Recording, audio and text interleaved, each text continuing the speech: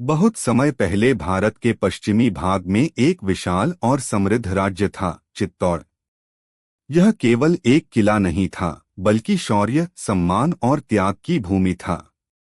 उस किले की ऊंची ऊंची दीवारें जैसे हर आने वाले को यह याद दिलाती थीं कि यहाँ रहने वाले लोग अपने स्वाभिमान के लिए प्राण भी दे सकते हैं।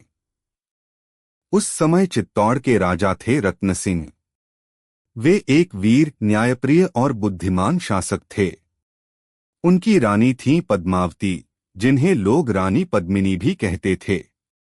रानी पद्मावती अत्यंत सुंदर थीं, लेकिन उनकी सबसे बड़ी विशेषता उनकी बुद्धि, साहस और आत्मसम्मान था। वे केवल एक सुंदर रानी नहीं थीं, बल्कि एक आदर्श नारी थीं, जो अपने धर्म और मर्यादा के लिए किसी भी हद तक जा सकती थीं। कहा जाता है कि रानी पद्मावती मूल रूप से सिंहल द्वीप की राजकुमारी थीं। बचपन से ही वे बहुत तेज, साहसी और कुशल थीं। उन्होंने तलवारबाजी, राजनीति और धर्म का अच्छा ज्ञान प्राप्त किया था। जब उनका विवाह रत्न सिंह से हुआ, तब वे चित्तौड़ आईं और जल्द ही वहां की प्रजा के दिलों में बस गईं। चित्तौड़ का किला बहुत मजबूत था।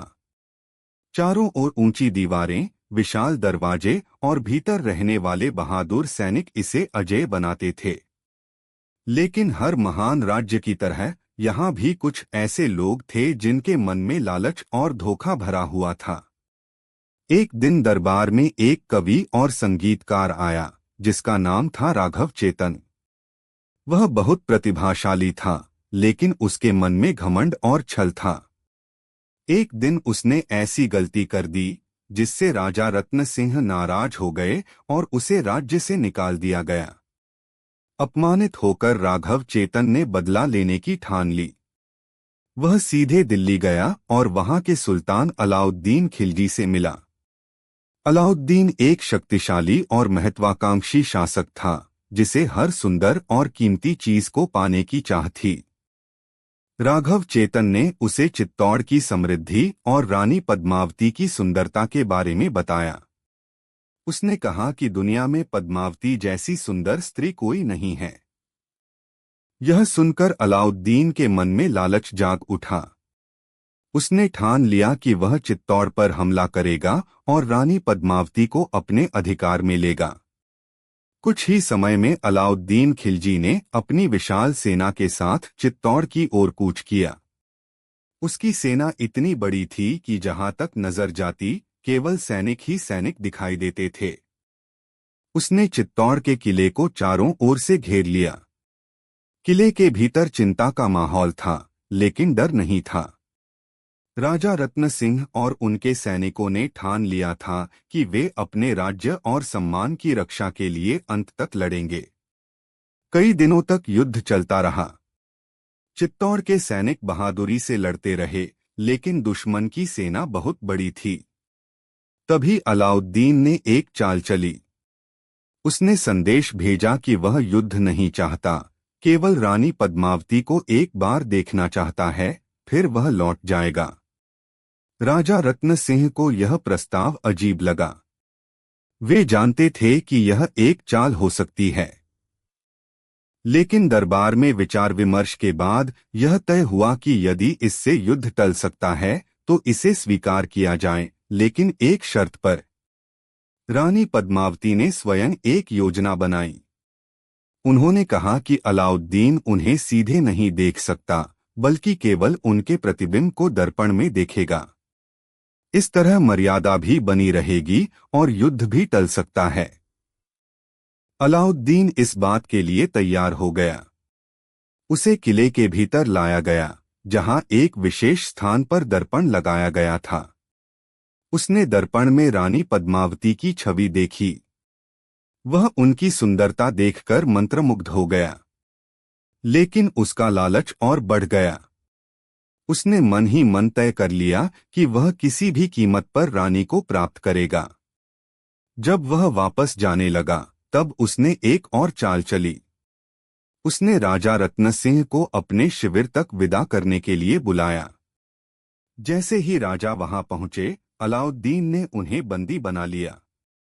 अब उसने संदेश भेजा कि यदि रानी पद्मावती को वापस चाहिए तो उन्हें उसके पास आना होगा। चित्तौड़ में यह खबर आग की तरह फैल गई। पूरा राज्य दुख और क्रोध से भर गया। लेकिन रानी पद्मावती ने धैर्य नहीं खोया। उन्होंने एक योजना बनाई। उन्होंने कहा कि वे अपनी सहेलियों और दासियों के साथ पालकियों में बैठकर जाएंगी, लेकिन वास्तव में उन पालकियों में सैनिक छिपे होंगे। योजना के अनुसार सैकड़ों पालकियां तैयार की गईं। उनमें बहादुर सैनिक छिपकर बैठे। जब वे अलाउद्दीन के शिविर में पहुंचे तो अचानक सैनिक बाहर निकल आए और हमला कर दिया। इस अचानक हमले से दुश्मन घबरा गया। उसी समय राजा रत्न सिंह को मुक्त करा लिया गया। वे सभी तेजी से किले की ओर लौट आए। अलाउद्दीन क्रोधित हो गया। उसने फिर से पूरी ताकत के साथ हमला किया। इस बार युद्ध और भी भयानक था। कई दिनों तक लगातार युद्ध चलता रहा। चित्तौड़ के सैनिक एक एक करके वीरगति को प्राप्त होने लगे। किले की दीवारें भी अब कमजोर पड़ने लगी थीं। राजा रत्न सिंह ने अंत तक युद्ध किया, लेकिन अंततः वे भी वीरगति को प्राप्त हुए। यह खबर जब किले के भीतर पहुंची तो शोक की लहर दौड़ गई। अब रानी पद्मावती के सामने सबसे बड़ा निर्णय था। वे जानती थीं कि दुश्मन किले में प्रवेश करने वाला है, और यदि ऐसा हुआ तो वे और अन्य स्त्रियां बंदी बना ली जाएंगी। लेकिन चित्तौड़ की परंपरा थी, सम्मान से बड़ा कुछ नहीं।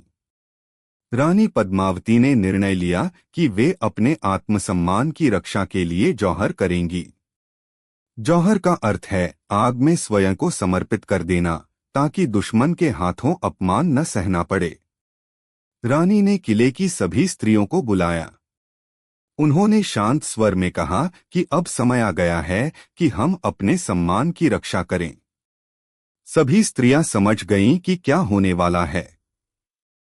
एक विशाल अग्निकुंड तैयार किया गया। चारों ओर मंत्रों की ध्वनि गूंज रही थी। वातावरण गंभीर था, लेकिन उसमें भय नहीं था, केवल आत्मसम्मान और साहस था। रानी पद्मावती ने भगवान का स्मरण किया, अपने पति को याद किया और फिर अग्नि की ओर बढ़ी। उनके पीछे हजारों स्त्रियां भी थीं। एक एक करके सभी ने अग्नि में प्रवेश किया। यह दृश्य अत्यंत भावुक और वीरता से भरा था। जब अलाउद्दीन की सेना किले में घुसी तो वहां केवल राख और वीरता की गाथा बची थी। उन्हें कुछ भी हासिल नहीं हुआ। चित्तौड़ हार गया था, लेकिन उसका सम्मान जीत गया था। रानी पद्मावती का यह बलिदान इतिहास में अमर हो गया। यह केवल एक रानी की कहानी नहीं है, बल्कि उस आत्मसम्मान, साहस और त्याग की कहानी है जो किसी भी परिस्थिति में झुकता नहीं। यह कहानी हमें सिखाती है कि जीवन में सबसे बड़ा धन सम्मान है, और जो व्यक्ति अपने सम्मान के लिए खड़ा रहता है वह कभी हारता नहीं, चाहे परिस्थितियां कैसी भी हों। चित्तौड़ की दीवारें आज भी खामोश हैं, लेकिन अगर कोई ध्यान से सुने तो उनमें आज भी रानी पद्मावती के साहस की गूंज सुनाई देती है।